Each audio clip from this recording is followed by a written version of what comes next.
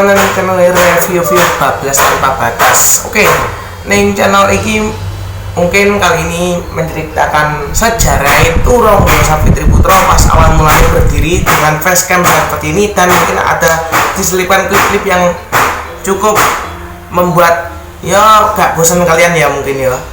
Jadi langsung aja tak ceritake rangkumane ae ya, soalnya lek cerita lengkapnya nanti ya jenengan baca deskripsi nanti akan saya sertakan mungkin cerita ya nggak begitu lengkap. Ini saya mendapatkan DM dari Mas Abdi Gumbret tentang filenya atau salah satu dokumen tentang Ronggo Savitri Putro yang pernah ngetren di Tulungagung sampai keluar pulau. Jadi ceritanya seperti apa, langsung lanjut. Tak wocok nih, yo gak tak wocok, maksudnya tak rangkum aja ya. Jadi si penulis ini adalah teman salah satu penabuh ketipung dan drum pemain Ronggo Savitri Putro, yaitu namanya siapa nih guys, tak wocoknya sih ya. Jadi anak kedua dari Pak Kuni Sadewa, almarhum Pak Kuni Sadewa yang penabuh ketipung Ronggo Savitri Putro. Namanya Bayu Setiawan. Jadi narasumber ini adalah Mas Bayu Setiawan atau Bayu Setiawan ini yang akan menceritakan beberapa sejarah tentang Ronggo Savitri Putro.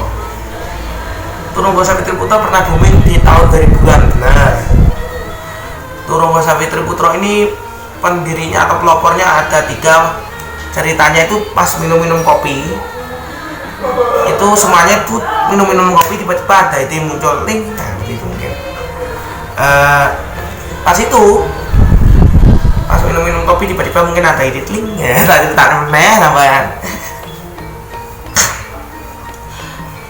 Grup jaranan ini terbentuk kurang lebih tahun 96 atau 95 96. Pelopornya enek Pak Soekarno, pemimpin pertama Pak Handoko, terus mari ngono Pak Kuni Sadewa penabuh ketipunge. Nah, alat-alat ini semuanya gapura belum ada.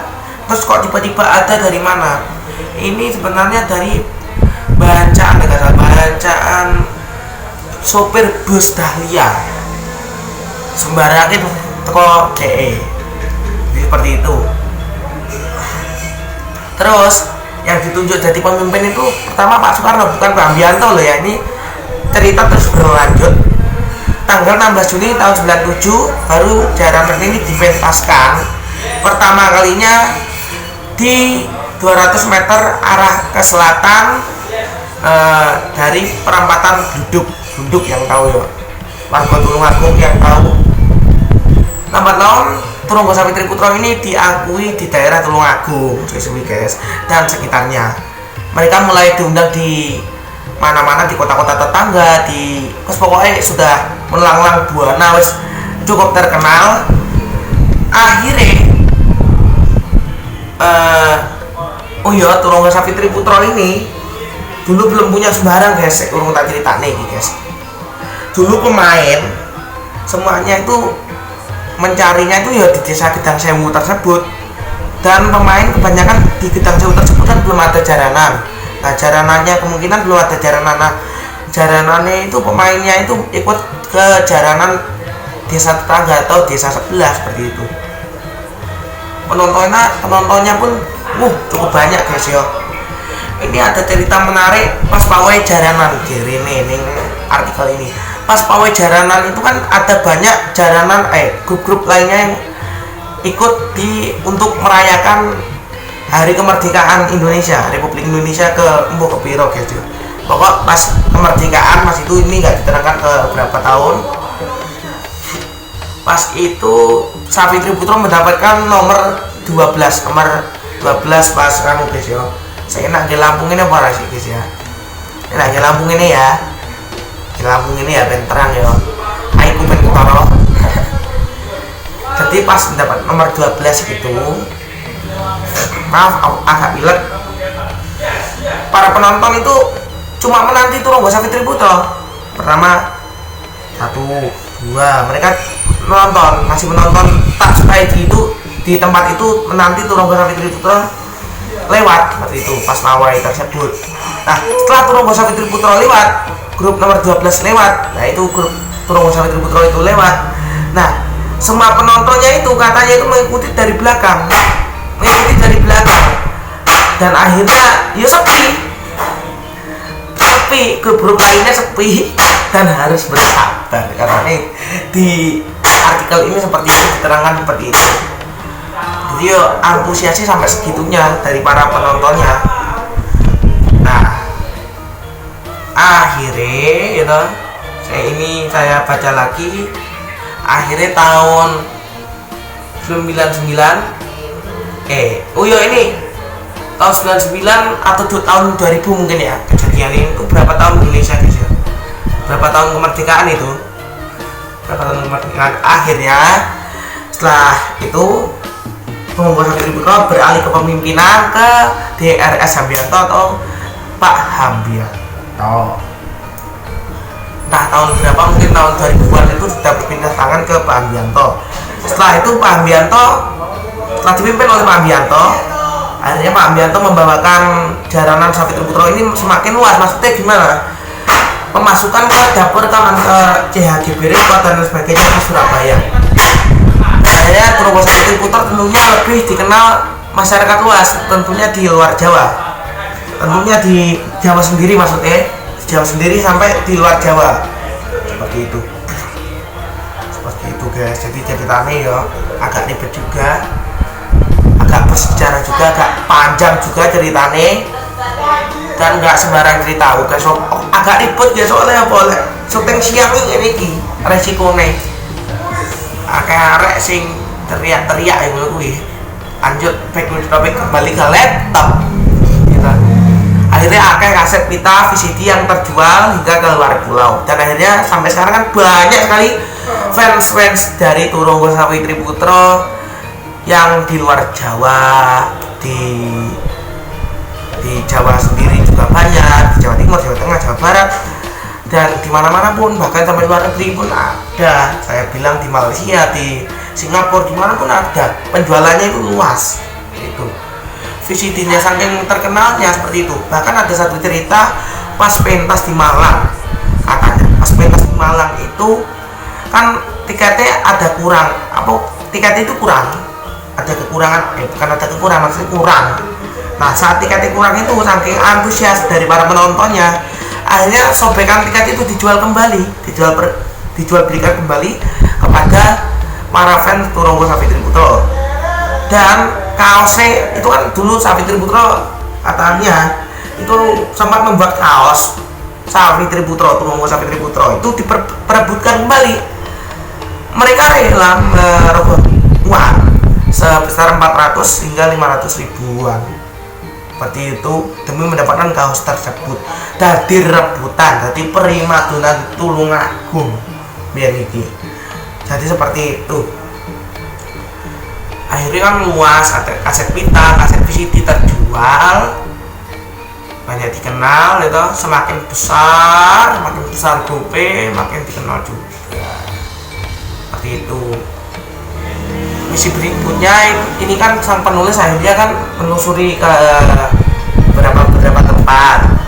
Nah ini saya bacakan sedikit. Misi hari berikutnya masih ditemani oleh Mas Bayu. Saya mencoba menelusuri sisa-sisa masa jaya grup jaranan Turunggo Savitri Putra yang dimulai di base camp. Tempat dan alat-alat pementasan bisa disimpan sekaligus digunakan sebagai titik keberangkatan saat tur pementasan keluar kota seperti itu. Bangunan ini masih berdiri tegak, menyisakan kenangan masa kejayaan grup jaranan Turunggo Savitri Putra. Jadi bangunannya base camp itu saya berdiri kokoh, dan base camp itu katanya yang depan base camp, yang belakang itu rumahnya pendiri pertama atau pemimpin pertama Turunggo Savitri Putra, yaitu Pak Soekarno. Konon seperti itu. Dan sekarang Pak Soekarno katanya stroke, terkena dari stroke, jadi beliaunya itu sang penulis atau siapa tadi penulisnya ditemani Mas Bayu tadi tidak mendapat clipping ataupun apapun dari Pak Soekarno karena beliaunya sakit lor, jeneng mau sakit dari gimana. Jadi seperti itu. Terus tepat di belakang ya, ini tadi setelah saya ceritakan tujuan berjalan, akhirnya ke rumah Pak Handoko. Pak Handoko ini koordinasi dari Jaranan Turunggosa Fitriputro, yang mengurusi kostum, pentas dan segalanya itu diurusi oleh Pak Handoko ini, seperti itu. Sayang sekali dari beliau tidak mendapatkan arsip foto dan clipping seperti itu katanya, soalnya apa itu sih ya, saya kayaknya penjelasannya dan mengatur padatnya ki dari kata Pak Handoko ini susah karena saking padatnya jadwal dari Turunggosa Fitriputro tersebut.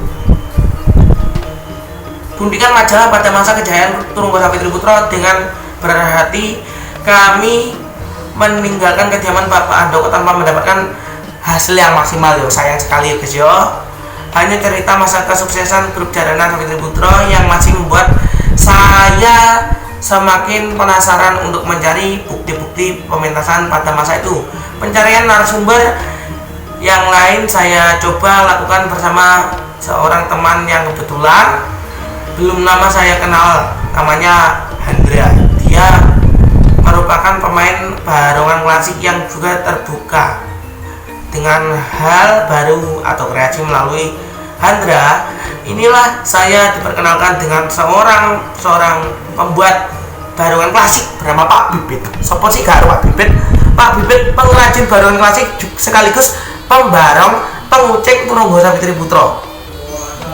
Guys, yang gak percaya cari kucingan Turunggosa Fitriputro. Aku lihat temu kuwi Pak Bibit yang barong ning channelku akeh.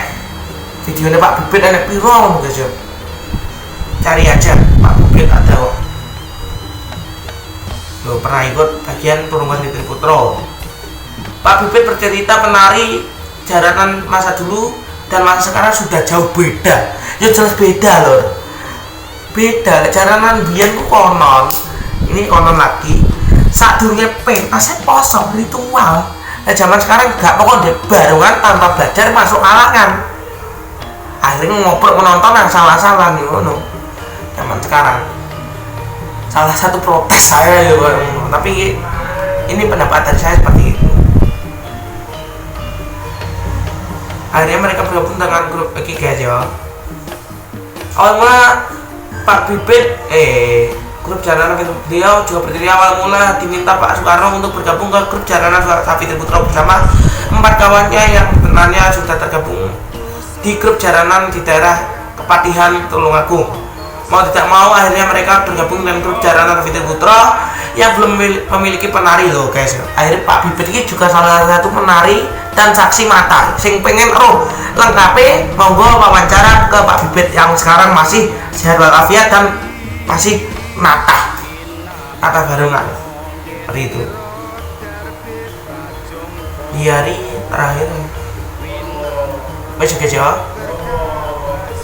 ya yang sekarang menjadi tanah ayam. Sopo di tanah ayam guys. Menjadi narasumber lewat Mas Mintuk ini juga katanya juga penari, sekarang menjadi tanah ayam begitu. Oke guys, cukup sakmono ae cerita dari saya. Mudah-mudahan mudah dicerna oleh para penonton awal mula dari Fitriputro berdiri sampai sekarang itu seperti apa. Dan sing pengen tahu detailnya monggo sing cedak Tulungagung, sing cedak sembarang sing cedak rumahe pelopore misalnya Pak Bibit yo kunjungi aja Pak Bibit salah satu saksi mata atau saksi hidup sampai sekarang. Beliaunya tetap sehat walafiat, alhamdulillah guys ya. Masih ada narasumber yang masih sehat walafiat seperti itu. Yo wes guys, coba ngono wae, ojo lali di like, comment, subscribe, lan di share video ini dan mudah-mudahan bermanfaat. Dari saya review. Jangan lupakan sejarah ya guys ya. Jas merah jangan sekali-kali merupakan sejarah karena sejarah itu penting. Sejarah itu penting guys ya. Ojo ngatur ngomongin ceritaku. Dan yang bagi teman-teman yang punya sejarah dengan jaranan misalnya Samboyo, berdirinya Samboyo, silakan kirim ke DM saya, Instagram saya Revo_Gastia, mau dikirim. Dan selamat beraktivitas kembali. salam budaya, salam bablas tanpa batas. Uduk.